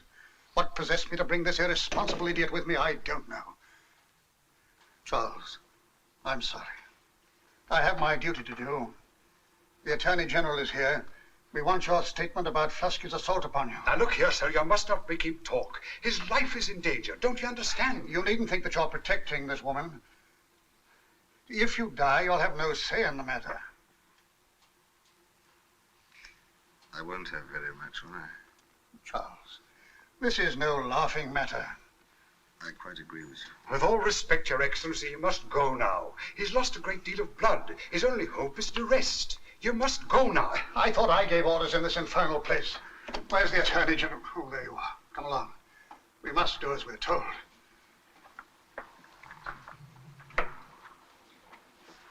How is he? You better ask the doctor. So far as I'm concerned, I can tell you this. If Charles gets better, I shall send him home in disgrace. If he dies, I shall hang your husband. Whatever happens, I will not have a violent brute like Mr. Flusky traipsing about my colony. He'll go back to the convict settlement where he belongs. But that is impossible. It isn't impossible, believe me. In this colony, a convict or an emancipist is only allowed his freedom, providing that he behaves himself. But it was an accident. He was not to blame. It was nobody's fault. My dear lady, I had an admirable chance of forming my opinion of Mr. Flusky last night. He's known as a violent fellow. He narrowly escaped the scaffold. No, no, no. He's not that kind of a man. He's an ex-convict, and this is his second offense. It was all wrong. He should never have been a convict. Good heavens, madam. He shot your own brother. No. No, I shot my brother. You know what you're saying? Yes. Yes, I know. Sam took the blame. I promised him I would never let it be known. Maybe he'll forgive me. when he knows. Why? But, Lady Hetty, if you persist in this story, I shall have to do my duty. I'm an old soldier. I've only one religion, my duty. The Attorney General will tell you what my duty will be. Yes, His Excellency is quite right, naturally. If you adhere to your confession of a capital crime, I'm of the opinion that it will necessitate your returning to Ireland to stand your trial. It's the truth, I must tell you. Sam and I ran away. You know about that. We went to Gretna Green.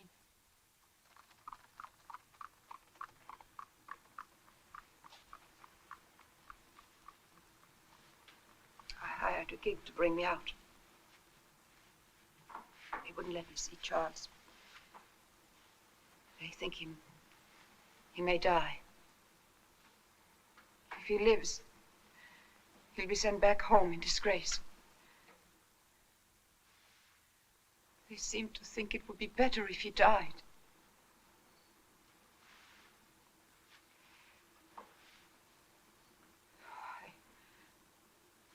I saw the governor. The Attorney General was there too. What is it? His name? Corrigan. Yes, that was it, Corrigan. Neither of them believed the word I said. It was like a bad dream. They're going to send me back to Ireland. You see, I told them that I had shot Dermot. I know, Sam. I know I broke my word to you, but it had to be. It was the only way. Oh, God, the relief. Blessed heavenly relief. So it's to Ireland, is it? That's why they're sending you back. You've surely arranged that well, you and the high and mighty governor. The Honorable Mr. Charles Adair gets packed off home and her ladyship follows after. And what do? Sit here and mind the house until you've played the game out in Dublin? Keep this fireside cozy until your fancy man gets tired of you and pitches you out? Oh, you're wrong. You're wrong. If you think that, then Sam, come with me. Come with you to what? For what, to be a stable boy again, to trade all this for that? After all the time it's taken me, you want me to chuck it out now? Well, I won't. You've wasted the years I did for you. You've been fool enough to spill your story, so you pay for it this time, not me. Sam, I did it for you. They would have prosecuted you. Be hanged for a tale. I saw you the other night. You've been mighty clever. Well, you go with your jumping jack and see how well you like it. I'm done with you. Oh, no, Sam. Sam, you don't know what you're saying. Sam, it's all wrong. It's wrong. Oh, no. Don't take it too seriously, madam. I wouldn't. He doesn't mean half he says. You look ill. Don't you think you should have something to drink?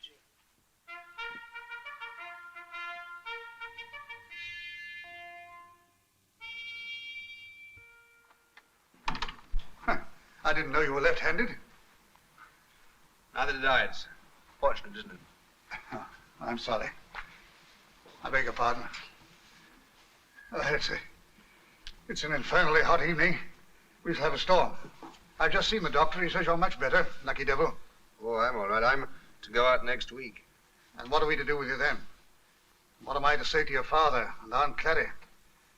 I shall have to send you home, you realize. Oh, yes, yes, sir. Now, you may think you're the devil of a fellow, but I can't afford scandals in my colony. It's awkward, too. Naturally, you and her ladyship can't go back on the same ship. What do you mean? She left him after all. Is she going home? She's being sent home. But that's no affair of yours. You leave it to Corrigan and me. What's that dirty little blackguard got to do with it? Mr. Corrigan has his duty to do, the same as the rest of us, however unpleasant that duty may be. What is this? What are you doing to her? She's confessed to the crime that Plusky was sent out here for. According to her, she shot her brother. Confessed? That's an extraordinary thing for her to do. Is she all right? I mean, is she... You better ask the doctor. He's on his way out there now. It appears that she's gone back to some of her old habits. Well, you really must excuse me now. I'm glad you're so much better.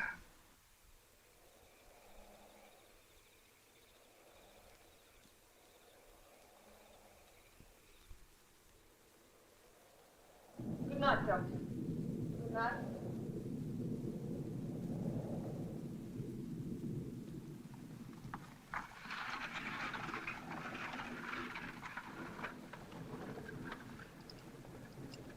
The doctor's gone.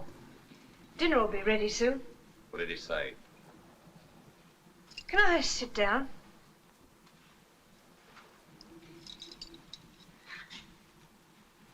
He wouldn't believe how bad she was. Told him she was seeing things.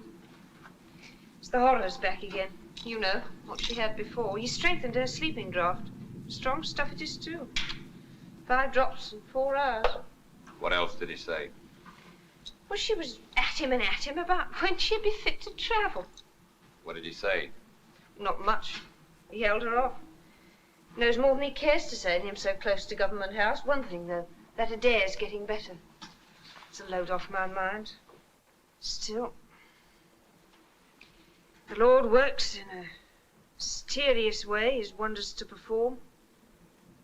It'll all turn out for the best.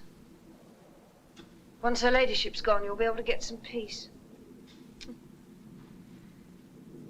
You've never known peace, have you, Mr. Flusky? I'm going with her. You're going with her? Yes, I must, the way she is. But the house, Mr. Flusky, what'll you do with the house? I'll sell everything. But you'll be done for if you go. Somebody here, you'll be nobody there. I know all that. Nothing matters now, anyhow. She'll have her friends. They won't do anything to an earl's daughter. Leave it to her lords and ladies. Mr. Adair should be all right. It's madness to go, Mr. Flusky. Don't do it, sir.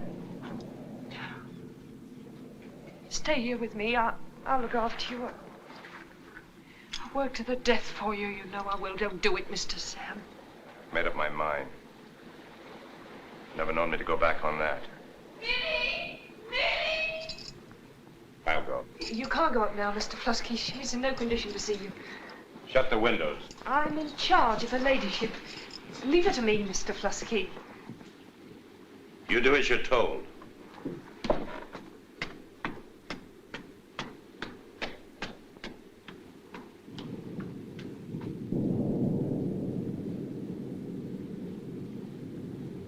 Patty.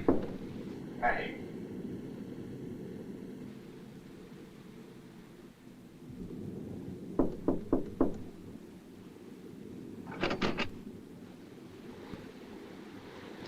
Patty. Sam, come. Come close to me. I want to speak to you. Please make it go away, please. Make it go away. What's the matter? There, on the bed. It is always there, always the same, grinning at me. There's nothing there. Just pull yourself together. You must shoot it, Sam. Don't you see it? Charles saw it. He shot it and it went away. He saw nothing. He was only humoring you. It's all in your mind, Hattie. There's nothing there, I tell you. Here. See for yourself. There's nothing there. You've been dreaming. The wind blew the candles. Shadows moved. Can't you see what you're doing to yourself? Face it, face up to it. If you go on like this, you'll go off your head.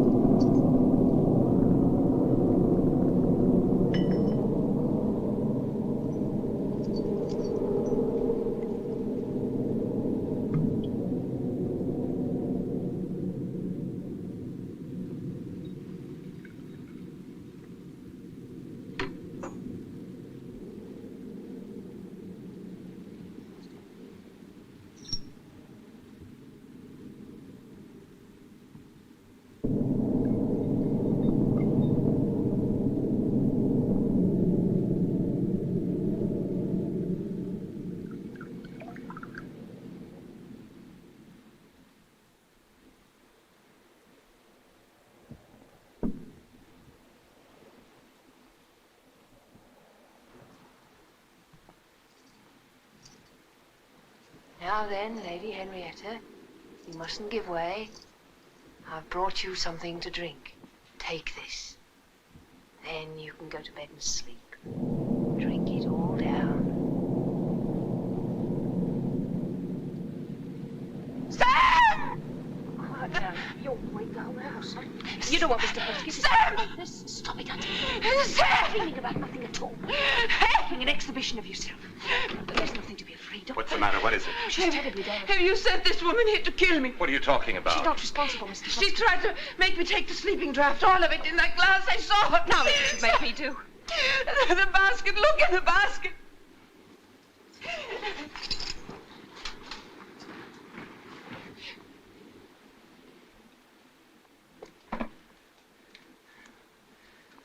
So this is the way of it, is it? You'd work to the death for me, eh? The death, all right. You drove me to it. How could I let you go? Did you think I'd stand by and see you sacrifice yourself? I know the Lord's way when I see it. I can't make it out. Hattie, you don't think that... No, of course not. No, but ask her why she did it. I thought she was right. I'm not your friend. She was ruining you and ruining herself while I helped her. You gave her the drink all along. Amelia, I don't understand it. Are you in love with him? Don't dare to say that. The Lord will never forgive you for saying that.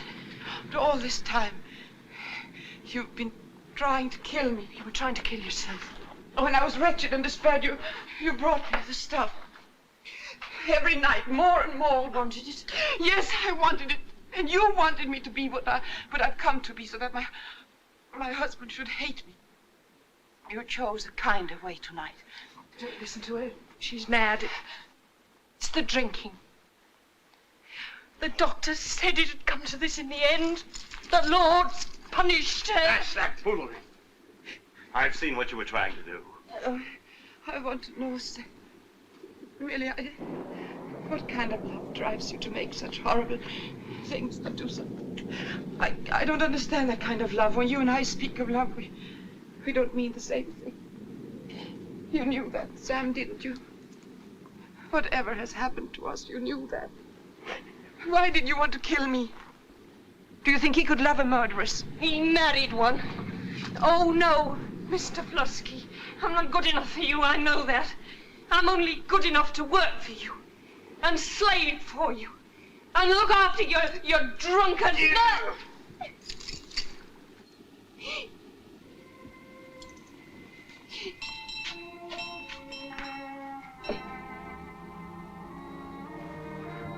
Oh, Sam, let her go. She can do us no harm now.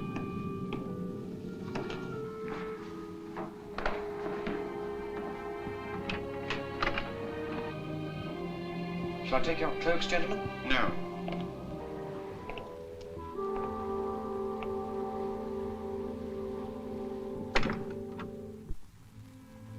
You're broad late, gentlemen.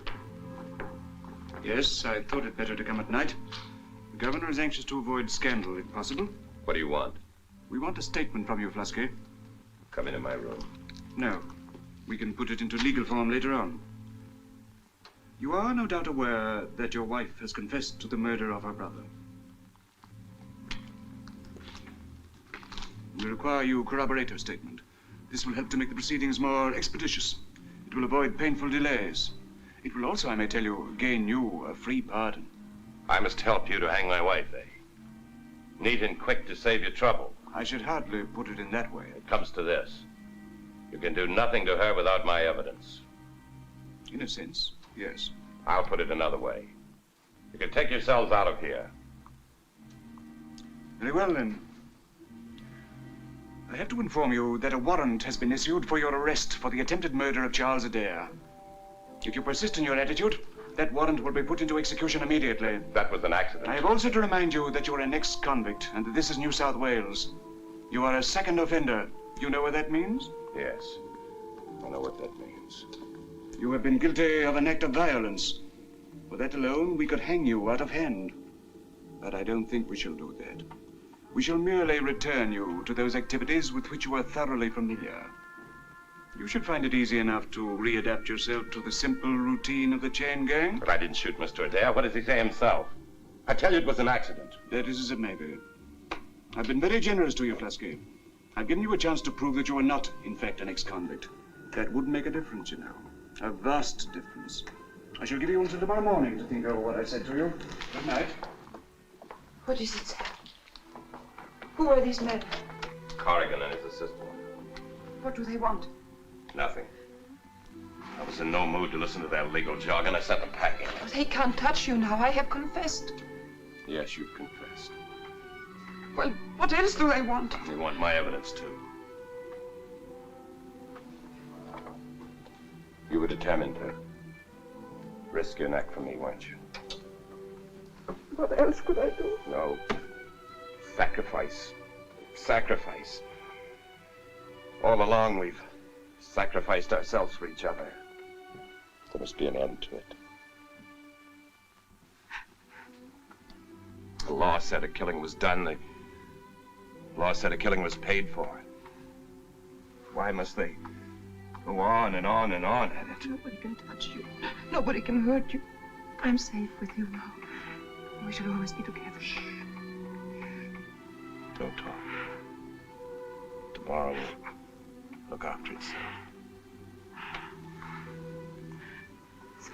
Don't talk anymore tonight.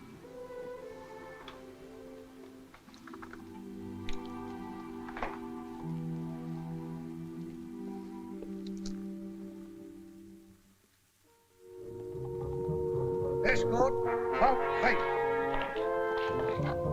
Stand your horses. Prepare to mount. Up you get, sir. Get up behind, Bill. Hold your head high, Hattie. We aren't beaten yet. All right there, Bill. Right away then. Winter, order the carriage. I'm going into Sydney.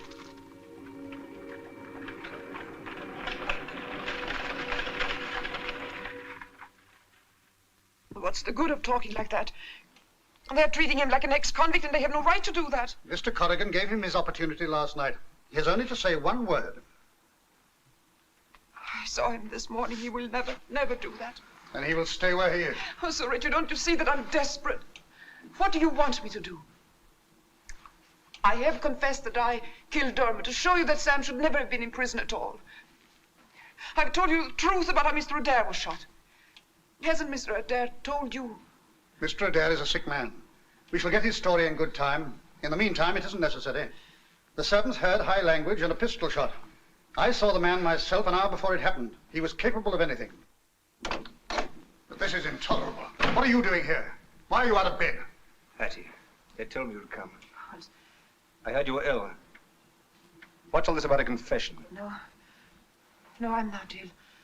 How are you, Charles? Why are you here? They put Sam in prison. I don't understand. What's happened? Our friend is cooling his heels in the city jail. You should be the last to object to that. You've helped me. More than anybody knows. Help me now. Tell them that they must set Sam free. Tell them what happened. They must set him free. Give him back to me, Charles. They say that he tried to kill you. Tell them that it was an accident. Whatever happened, he is better within four walls. It's safer for you, it's better for me, and better for Lady Henrietta, if I may say so.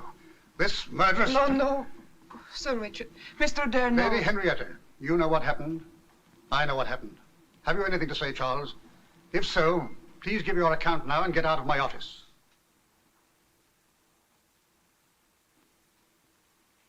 Well, when I took Lady Henrietta home, after the ball, Flasky came back shortly after. He was angry. Very angry. You know that, Richard, you saw him. Never mind why, but he ordered me out of the house. I took his mare and started back for Sydney. It was pitch dark. We ran into a fence, a closed fence. I couldn't see. We landed up in a ditch. I was shaking, but the horse broke one of its forelegs. I made my way back and told Flasky. He went off and got a pistol. Then he went out and shot the poor beast. When he came back, I took hold of the pistol. It was a large double-barreled one. I handled it clumsily and took a charge in my shoulder, that's all. Lady Henrietta said there was a quarrel. Was there? Did she say that? Well, Flusky wasn't exactly delighted at losing his favorite mare. He probably said so, I forget. I may tell you, sir, that I don't believe a word of your story. Not a word. Nevertheless, that will be my evidence. On your word of honor, as a gentleman. Is that all that happened that night? As a gentleman. Corrigan, we shall have to release him. But, Your Excellency, it's not so simple as that. To begin with. Do as I say. Lady Henrietta, as you are no doubt satisfied that I've done all I can for you, will you please go away? I'm too busy to entertain ladies. I can understand that, sir. I'm very much obliged.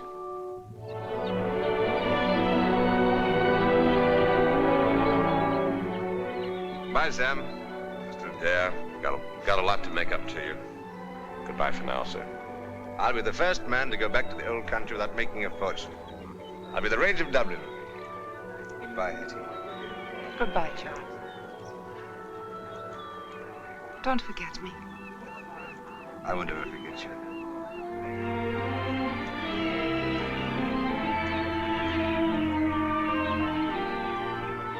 We'll be sorry to lose you, sir. If I may say so, Winter, I'm sorry to go. Not a bad place. I just said there's some future for it. There must be. It's a big country. Then why are you leaving, sir? That's just it, Winter. It's not quite big enough. Bye. Good luck.